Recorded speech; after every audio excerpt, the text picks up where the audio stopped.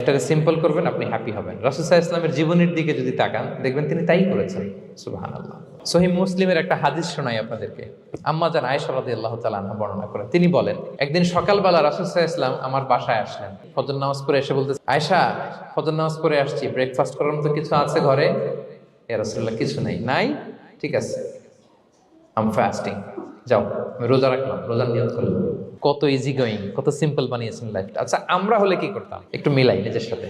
সাধারণত আমরা যেটা করতাম, আমরা অনেকে রেগে যেতাম। প্রিয় ভাইয়েরা, ঘরে কিছু নাই মানে তুমি আগে জানাবা না আমাকে? হ্যাঁ, গত রাতে বললে তো কিছু নিয়ে আসতে পারতাম। সাধারণত এইভাবেই তো রিয়েক্ট করি আমরা, আগে জানাবা না, কেন আগে বলো না? রেগে যেতাম। অথবা বলতাম, আচ্ছা ঠিক আছে, এখন যে একটা কিছু ব্যবস্থা করি, দেখি কিছু পাওয়া যায় কিনা। এরকম অনেক ওয়ে খুঁজতাম।